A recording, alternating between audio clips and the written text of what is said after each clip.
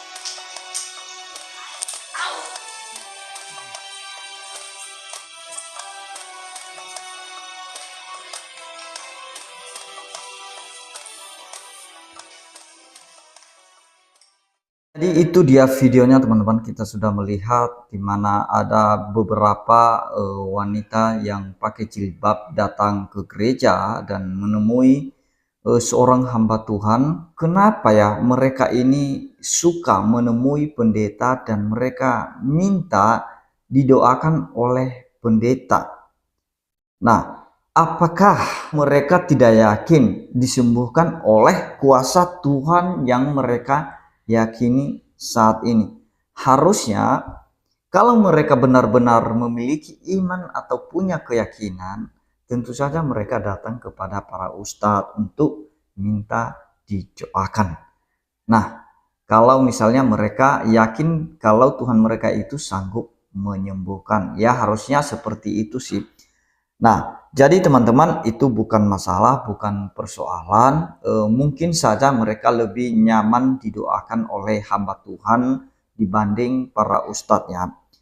Karena kita tahu bahwa ada juga ustadz yang mendoakan dan ya mungkin bukan masalahnya di situ. Tetapi Mungkin dua orang ibu ini lebih memiliki keyakinan untuk disembuhkan oleh nama Tuhan Yesus.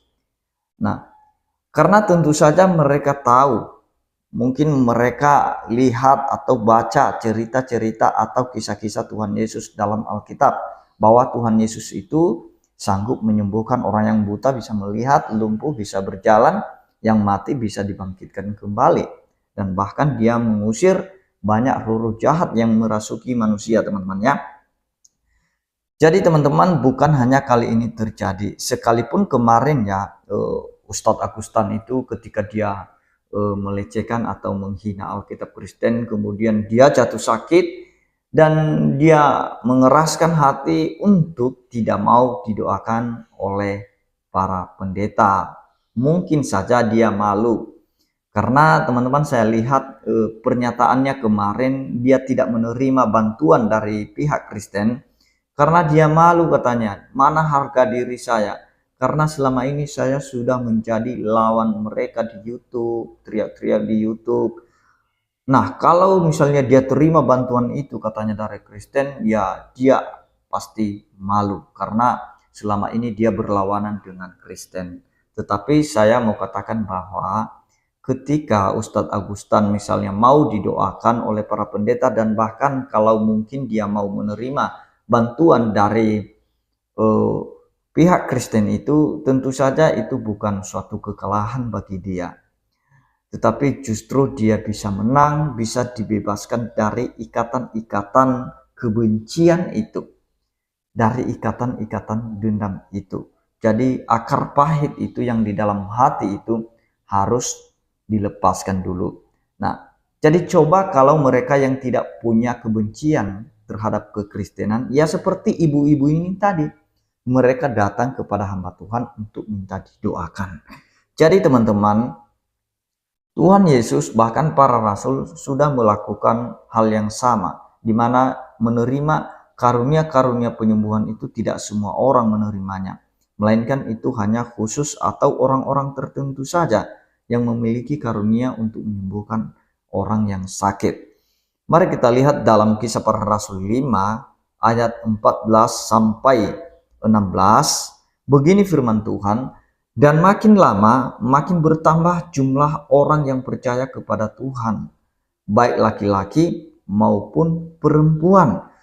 Kenapa banyak orang yang percaya kepada Tuhan pada saat itu? Karena para rasul melakukan banyak mukjizat. Karena sebenarnya menurut Alkitab, mukjizat itu ya untuk orang yang belum beriman kepada Tuhan. Ketika mereka mengalami mukjizat, melihat kuasa Tuhan, sehingga mereka menjadi beriman atau percaya. Ayat 15, bahkan mereka membawa orang-orang sakit keluar ke jalan raya dan membaringkannya di atas balai-balai dan tilam, supaya apabila Petrus lewat, setidak-tidaknya bayangannya mengenai salah seorang dari mereka. Nah, bayangkan teman-teman ya, Petrus aja masih belum menjamah orang sakit itu, hanya kena bayangan saja itu mereka bisa sembuh. Karena kita tahu bahwa karunia, otoritas itu, kuasa itu ada di dalam diri Petrus. Karena Petrus ini kita tahu bahwa dia salah satu murid yang cukup luar biasa dalam pelayanannya. Dan ayat 16, dan juga orang banyak dari kota-kota di sekitar Yerusalem datang berduyun-duyun serta membawa orang-orang yang sakit dan orang-orang yang diganggu roh jahat, dan mereka semua disembuhkan. Nah, teman-teman, kita percaya bahwa setiap orang yang sudah menjadi murid Kristus seperti Petrus ini, tentu saja kepadanya dikaruniakan kuasa untuk menyembuhkan, untuk memberitakan Injil, kepadanya diberikan otoritas itu. Itu yang dipesankan oleh Tuhan Yesus, dan kita percaya bahwa ketika murid-murid Tuhan Yesus itu memberitakan Injil pada saat itu, otomatis kuasa penyembuhan itu menyertai mereka. Kuasa Tuhan itu menyertai mereka. Karena itu janji Tuhan, aku akan memberi kuasa kepadamu. Nah, bahkan Roh Kudus turun ke atas kamu. dan kamu akan menjadi saksiku. Jadi ketika kuasa itu turun atas orang-orang pilihan Tuhan, maka apapun yang mereka doakan pasti akan terjadi. Jadi itu yang mau saya sampaikan teman-teman kali ini, supaya kita tetap semangat sebagai hamba-hamba Tuhan, murid-murid Kristus. Kita mendoakan orang-orang yang meminta didoakan sekalipun mereka berbeda keyakinan dengan kita. Jadi karena Tuhan Yesus juga sudah pernah melakukan hal yang demikian, yang bukan orang Yahudi pun dia sembuhkan. Bahkan orang-orang yang di luar Israel, di luar Yerusalem, dia doakan. Seperti seorang hamba dari perwira itu bukan orang Israel. Dan Tuhan Yesus menyembuhkan. Dan juga seperti perempuan Kanaan atau perempuan Venesia ketika anaknya sakit. Apa kata Tuhan Yesus? Aku diutus hanya kepada Israel saja. Padahal Tuhan Yesus pada saat itu hanya menguji iman ibu itu. Sejauh mana imannya, sejauh mana dia tetap setia meminta, memohon kepada Tuhan Yesus untuk anaknya disembuhkan. Tetapi pada akhirnya ternyata Yesus menyatakan bahwa bukan hanya untuk Israel saja dia diutus, melainkan kepada semua bangsa.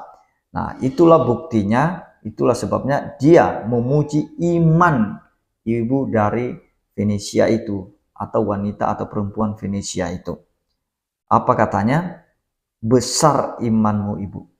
Nah, dia memuji iman ibu itu karena dari awal dia menguji, aku diutus hanya kepada Israel saja. Tetapi ibu ini yakin bahwa Tuhan Yesus itu bisa menyembuhkan semua orang yang bukan hanya dari Israel saja. Di luar Israel pun Tuhan Yesus bisa sembuhkan.